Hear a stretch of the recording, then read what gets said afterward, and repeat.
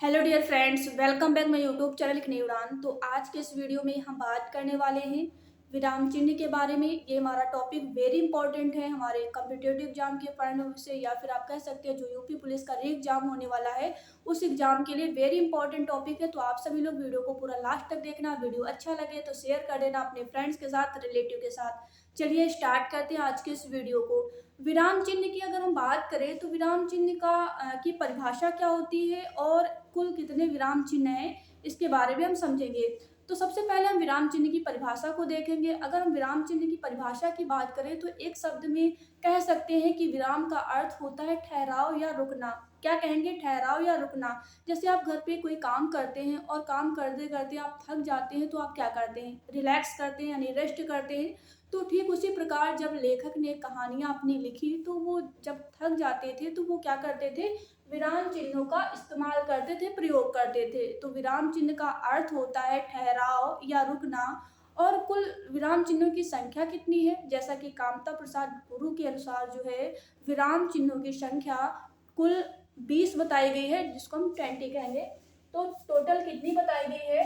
हमारे विराम चिन्हों की जो संख्या है वो टोटल 20 यानी 20 बताई गई है कामता प्रसाद गुरु के अनुसार। अगर आपसे एग्जाम में क्वेश्चन पूछ लिया जाए कि किसके अनुसार विराम चिन्हों की कुल संख्या 20 बताई गई है, तो आप बोलोगे कामता प्रसाद गुरु के अनुसार विराम चिन्हों की कुल संख्या कितनी है? 20 है। और वो कौन कौन से विराम चिन्ह है, इन पर हम इस वीडियो में बात करेंगे।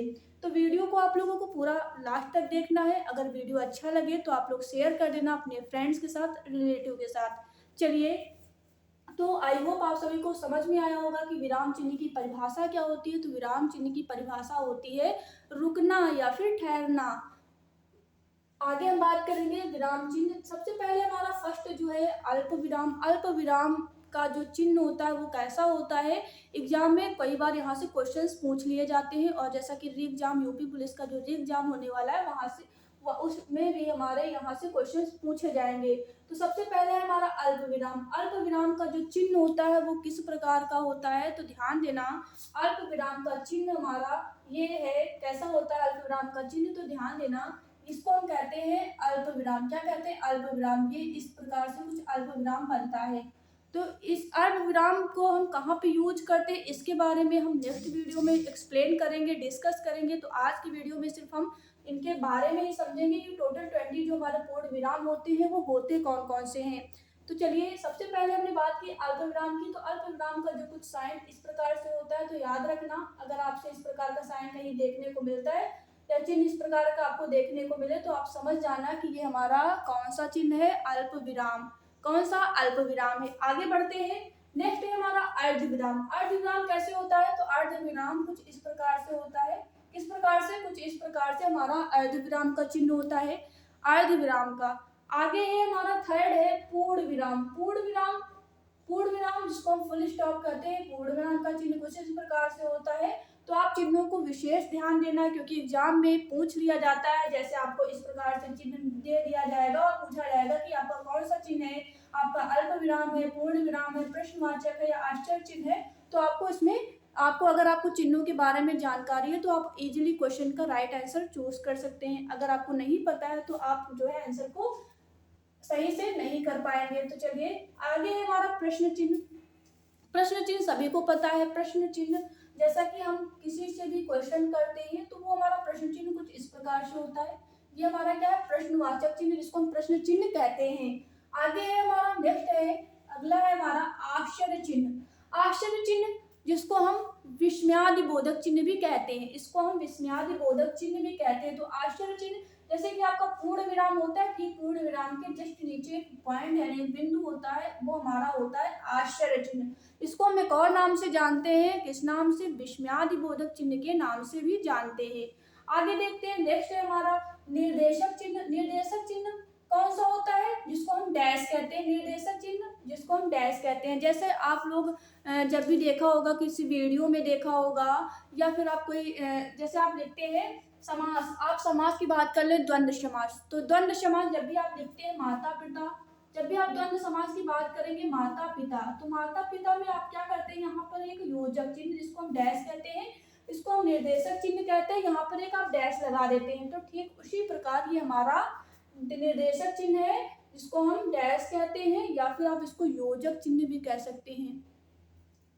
तो हमारा ये इसमें कौन सा समास हो जाता है, जैसे ये लिख दिया हमने माता पिता, तो माता और पिता इसको हम क्या कहेंगे, द्वंद्व समास कहेंगे। द्वंद्व समास क्या कहेंगे, द्वंद्व समास कहेंगे। तो आई होप आपको ये इतना समझ में आया होगा। तो ये हमारा कौन सा साइन है, कौन सा चिन्ह है, निर्देशन चिन्ह है, निर्देशक चिन्ह है, क्या है, निर्देशक चिन्ह है। आगे बढ़ते हैं कोष्ठक। तो कोष्ठक की अगर हम बात करें तो कामता प्रसाद गुरु के अकॉर्डिंग, अगर कामता प्रसाद गुरु के अनुसार हम बात करें तो कोष्ठक चिन्हों की संख्या 2 है। इसको कामता प्रसाद गुरु ने क्या किया है, कोष्ठक चिन्ह में नहीं रखा है। तो कोष्ठक चिन्ह की संख्या कितनी है, 2 है। और कौन कौन सी, ये फर्स्ट हमारा, इसको हम क्या कहते हैं, इसको वर्गाकार कहते हैं। क्या कहते हैं, वर्गाकार कहते हैं। क्यों, क्योंकि ये वर्ग के आकार का होता है। और इसको कहते हैं सर्पाकार। क्या कहते हैं, सर्पाकार।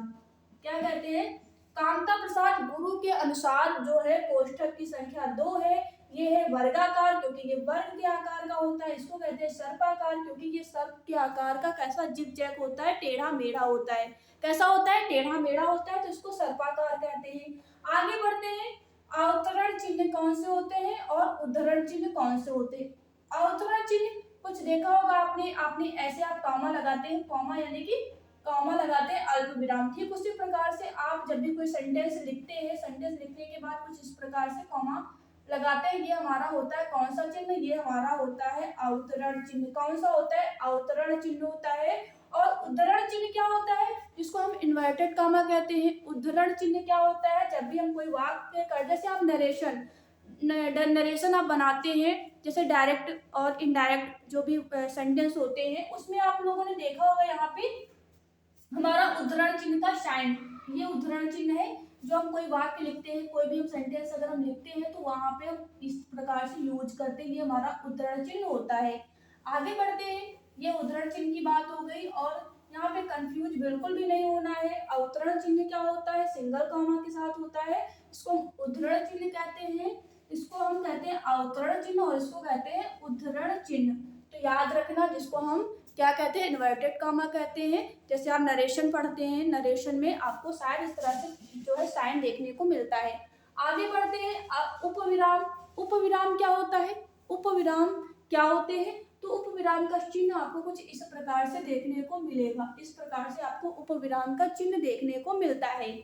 आगे बढ़ते हैं, विवरण चिन्ह क्या होते हैं। विवरण चिन्ह क्या है, तो विवरण चिन्ह का साइन कैसा होता है, ये विवरण चिन्ह का साइन है कुछ इस प्रकार से। इसमें आप कंफ्यूज नहीं होंगे। डबल जो पॉइंट है यानी कि बिंदु के साथ जो जुड़ता है वो हमारा होता है उपविराम। और विवरण चिन्ह कौन से होते हैं, डबल बिंदु के साथ हमारा डैश लगता है, वो हमारा होता है विवरण चिन्ह होता है। आगे बढ़ते हैं, नेक्स्ट है हमारा, अगला है पुनरुक्ति सूचक। पुनरुक्ति सूचक, आप यहाँ पे चीज ध्यान देना, जो आपका उद्धरण चिन्ह है और पुनरुक्ति सूचक है, ये एक दूसरे के क्या होते हैं, अपोजिट होते हैं, अपोजिट होते हैं। तो देख लेना, यहाँ पे आप ध्यान देना, यहाँ पे आप डबल जो कॉमा लगे होते हैं कुछ इस प्रकार से ऊपर की साइड जाते हैं। और यहाँ पे जो भी आपका पुनरुक्ति सूचक में है, यहाँ पे जो कॉमा लगे होते हैं वो आपको कुछ नीचे की साइड जाते हुए नजर आते हैं। इस प्रकार से एक दूसरे के क्या होते हैं, अपोजिट होते हैं। तो ध्यान देना, अगर आपके एग्जाम में यहाँ से क्वेश्चंस आपसे पूछ लिया जाता है तो उद्धरण चिन्ह और पुनरुक्ति सूचक में आप अंतर अच्छे से समझ लेना, कंफ्यूज बिल्कुल भी नहीं होना है। क्या होगा, पुनरुक्ति सूचक और उद्धरण चिन्ह में क्या अंतर होता है, इसको आप काफी अच्छे से समझना, क्योंकि यहाँ पे काफी कंफ्यूजन होती है अगर आप ध्यान नहीं देते हैं तो। आगे बढ़ते हैं लाघव चिन्ह की। लाघव चिन्ह की अगर हम बात करें तो लाघव चिन्ह कुछ शून्य की तरह होता है, ये हमारा लाघव चिन्ह है।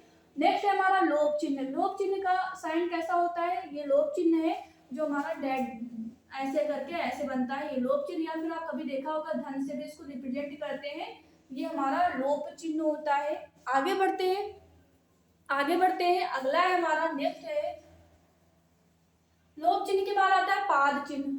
पाद चिन्ह, जैसे पाद चिन्ह की अगर हम बात करें, अभी इसके पहले हमने डिस्कस किया था आपका निर्देशक चिन्ह, जिसको हम क्या कहते हैं, जिसको निर्देशक चिन्ह को भी हमने डिस्कस किया था। इसी प्रकार हमारा पाद चिन्ह का यूज हम कब करते हैं, जब हम आप लोगों ने देखा होगा, शॉर्ट वीडियो देखे होंगे, शॉर्ट वीडियो में यहाँ पर आपको ये चिन्ह देखने को मिलता है, पाद चिन्ह देखने को मिलता है। कैसे, जैसे हमने कोई शॉर्ट वीडियो अपलोड की और वहां पे लिखा हिंदी, क्या लिखा, हिंदी, यहाँ पे हमने ऐसे किया हिंदी ग्रामर, कुछ इस प्रकार से आप लोगों ने शॉर्ट वीडियो अपलोड देखे होंगे। तो ये हमारा जो पाद मीन्स होता है पैर, यानी कि जो पद के पास जो बिल्कुल, यानी कि ये हमारा क्या है, नीचे का हिस्सा है और इसके जस्ट बाद में जो लग जाता है ये हमारे पाद चिन्ह है। तो इसी प्रकार जो हमारा पाद चिन्ह होता है तो कुछ इस प्रकार से आपको देखने को मिलेगा। तो ये इसको कहते हैं हमारा पाद चिन्ह और इसको कहते हैं डैश। ये लगता है हमारा बीच में, ये हमारा बीच में लगता है। पाद चिन्ह जो है पैरों के नीचे, यानी कि आप नीचे बोल सकते हैं। तो पाद चिन्ह हमारा नीचे लगता है। दीर्घ उच्चारण चिन्ह क्या होते हैं? दीर्घ उच्चारण चिन्ह की अगर हम बात करें तो दीर्घ उच्चारण चिन्ह क्या होते हैं? दीर्घ का मतलब होता है अधिक, मतलब ज्यादा, बड़ा जिसको कहते हैं। तो दीर्घ जैसे आप लोग ओम का उच्चारण करते हैं तो उसमें आपको अधिक समय लगता है। तो इसी प्रकार से दीर्घ उच्चारण चिन्ह वे होते हैं जिसमें हमको अधिक समय लगता है। जैसे आप ओम का उच्चारण करते हैं तो आपको अधिक समय लगता है और ये रिप्रेजेंट करता है कि ये आपका जो उच्चारण हो रहा है वो काफी समय लेगा। जैसे ओम, ओम आपका काफी ज्यादा समय लेता है। तो ये हमारा जो चिन्ह है ये हमारा दीर्घ उच्चारण का चिन्ह है। नेक्स्ट है हमारा पाद बिंदु। पाद बिंदु की बात करते हैं तो पाद बिंदु क्या है? पाद बिंदु जैसा कि एक हमने बिंदु रख दिया ये, तो इसी बिंदु को हम क्या कहते हैं? पाद बिंदु कहते हैं। ध्यान देना, अगर आपको सिंपल सा ये बिंदु मिलता है तो इसी को हम पाद बिंदु कहते हैं। नेक्स्ट है हमारा हंस पद। हंस पद क्या है? हंस पद, इसको हम त्रुटि, हंस पद को ही हम क्या कहते हैं? हंस पद को हम त्रुटि कहते हैं। त्रुटि का मतलब होता है जैसे आपने हिंदी लिखी और हिंदी में कुछ आपको गलतियां मिली, कमियां मिली, तो उन कमियों को हम क्या करेंगे? जैसे हमने यहाँ पे लिखा राधा, तो राधा में हमने ऐसे राधा लिख दिया, तो क्या हुआ, यहाँ पे हमारी गलती मिल गई, तो हमने क्या किया, ऐसे इसको रिप्रेजेंट कर दिया। तो ये क्या है? हंस पद, जिसको आप कह सकते हैं त्रुटि पद। तो जो भी हमारी गलतियां होती है उसको दर्शाने के लिए हम हंस पद का यूज करते हैं। आगे बढ़ते हैं। नेक्स्ट है हमारा अगला है टीका सूचक। टीका सूचक की अगर हम बात करें तो टीका सूचक कुछ स्टार की तरह होता है। टीका सूचक कुछ इस प्रकार से होता है, आपको देखने को मिलेगा, या फिर टीका सूचक की जगह आप इस तरह से भी साइन लगा सकते हैं। ये भी आपका टीका सूचक ही कहलाता है। या फिर आप किसी भी गिनती यानी किसी भी संख्या को आप डिनोट कर सकते हैं, नोट कर सकते हैं कि आप वो टीका सूचक को क्या करेगा? दर्शाएगा। तो ये हमारी बात हो गई टीका सूचक की। आगे बढ़ते हैं तुल्यता सूचक। तुल्यता सूचक की बात करें तो तुल्यता सूचक क्या होते हैं? तुल्यता सूचक क्या होते हैं इसको हम तुल्यता सूचक को हम एक और नाम से जानते हैं, वो नाम है समता सूचक। समता सूचक, तुल्यता सूचक या समता सूचक। समता सूचक को आप कह सकते हैं, समता मतलब समान। तो जब भी किसी चीज को समान दिखाया जाता है, समान दर्शाया जाता है, जैसे आप लोगों ने देखा होगा दो, तो ये क्या कर रहा है? दोनों को समान है, इक्वल है, बराबर है। तो दो और दो, समता सूचक यहीं इसी जगह हम यूज करते हैं। जब भी हम किसी चीज को समान दर्शाते हैं तो वहां पर हम समता सूचक यानी तुल्यता सूचक का इस्तेमाल करते हैं, यूज करते हैं। आगे है हमारा 20 यानी समाप्ति सूचक। तो समाप्ति सूचक चिन्ह का क्या मतलब है? समाप्ति सूचक चिन्ह जब भी किसी भी, जैसे लेखक ने किसी भी कहानी को लिखा है तो वो लास्ट में इस चिन्ह का यूज करता है। इसका मतलब होता है कि वो चीज जो है क्या हो गई है? समाप्त हो गई है।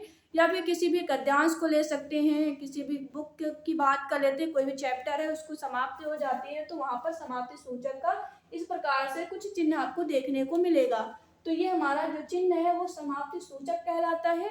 आई होप आपको जो भी आपके विराम चिन्ह है वो समझ में आए होंगे। अगर आपको कोई डाउट है तो आप नीचे कमेंट बॉक्स में हमें कमेंट करके जरूर बताना। वीडियो अच्छा लगा हो तो वीडियो को आप शेयर कर देना अपने फ्रेंड्स के साथ, रिलेटिव के साथ, और हमारे चैनल के साथ जरूर जुड़ना। तो आज की वीडियो में इतना ही। इन सारे जो भी हमने चिन्ह डिस्कस किए हैं इनको हम नेक्स्ट वीडियो में और भी डिटेल से समझेंगे। तो आज की वीडियो काफ़ी ज़्यादा लेंथी हो गई है, तो आगे नेक्स्ट पार्ट में हम इनको डीप में समझेंगे। तो आज की वीडियो को हम यहीं पे स्टॉप करते हैं। वीडियो को आप शेयर कर देना, चैनल पर पहली बार है तो सब्सक्राइब कर लेना। आप सभी से हम फिर मिलेंगे नेक्स्ट वीडियो में नेक्स्ट पार्ट के साथ। तब तक के लिए thanks for watching this video and Radhe Radhe.